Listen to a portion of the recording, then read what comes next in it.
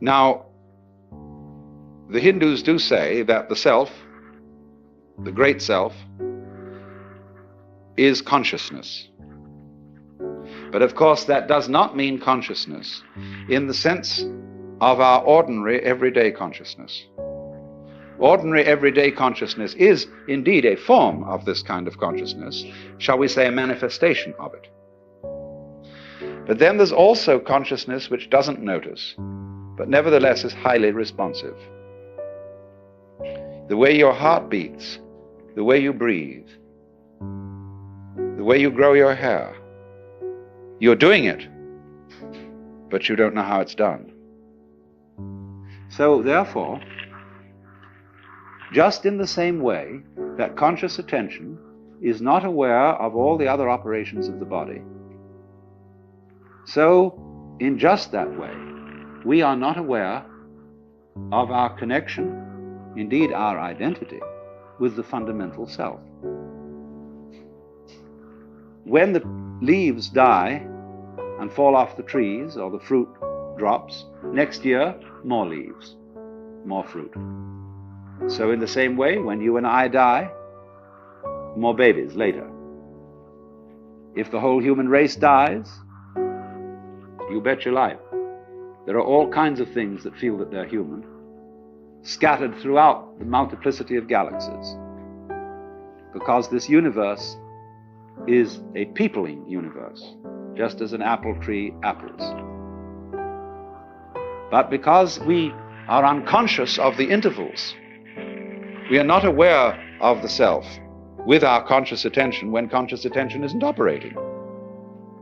But still, just as you don't notice what your pineal gland, say, is doing at the moment, so in the same way, you don't notice the connections which tie us all together, not only here and now, but forever and ever and ever and ever.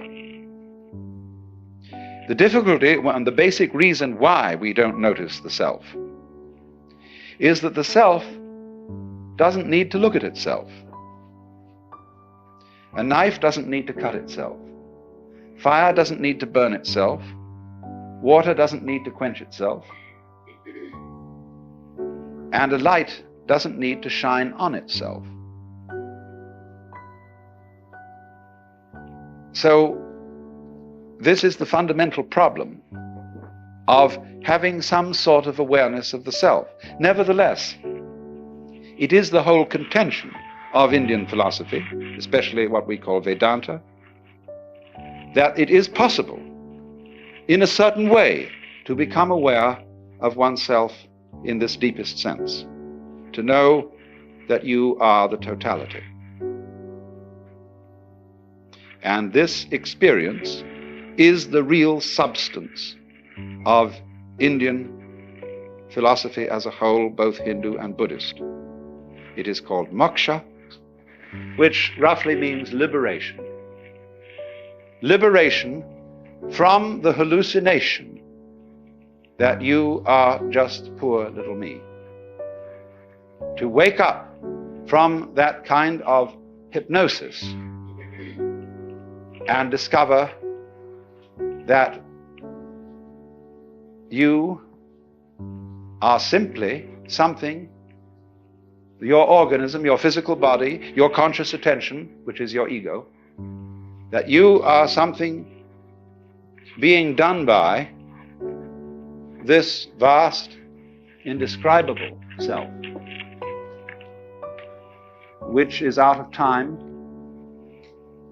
which has no beginning, no end, it neither continues nor discontinues.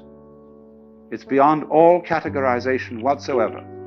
And so the Upanishads say, all we can say of it positively is the negative. Neti, neti, it is not this, it is not that.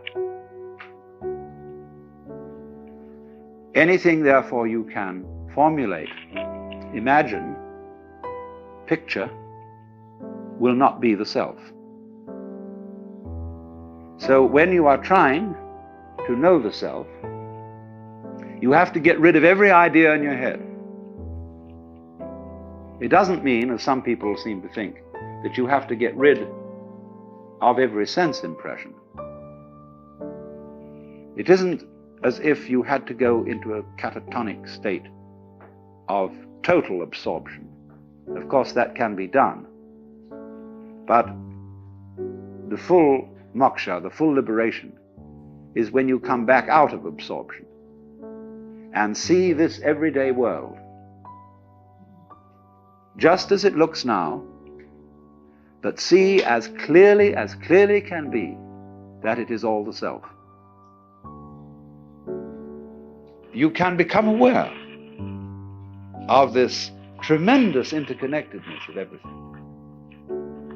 And that is what somebody who is moksha, who is liberated, sees. He sees, shall we say, that everything goes together. And that is, in a way, what we mean by relativity. Because relativity means relatedness. Just as fronts go with backs and tops with bottoms, insides with outsides, solids with spaces, so everything that there is goes together. And it makes no difference whether it lasts a long time or whether it lasts a short time. A galaxy goes together with all the universe just as much as a mosquito, which has a very short life. From the standpoint of the self, time is completely relative. You can have, if you scale it down, as much time between two of those very rapid drum beats as you can in eons and eons and eons. It's all a question of point of view, or, to use a scientific expression, level of magnification. Change your magnification and you see molecules. And we know by other methods of observation that it can get smaller and smaller and smaller, and that the spaces between these minute units are so vast that they're comparable to the distances between the sun and the planets in scale. So also with time.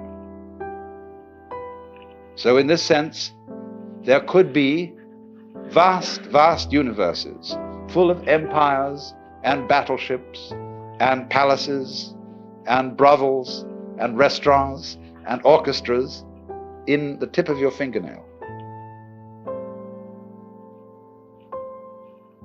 And on the other hand, we could be all going on in the tip of somebody else's fingernail.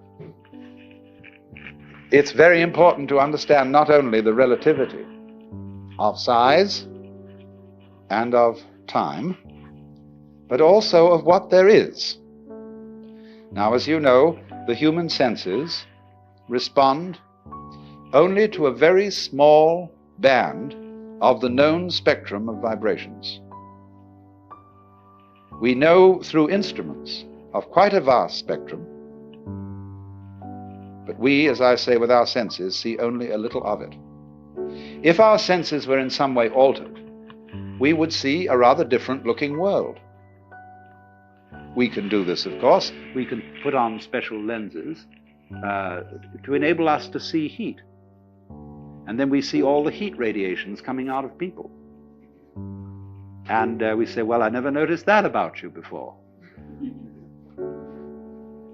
But so in the same way, you see, there are infinitely many possibilities of vibration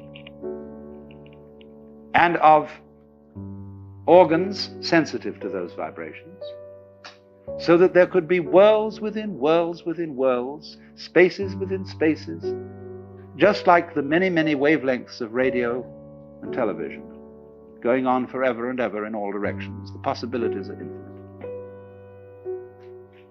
But having senses and noticing is a selective process. It picks out only certain ones, just as when you play the piano. You don't take both arms and slam down all keys at once.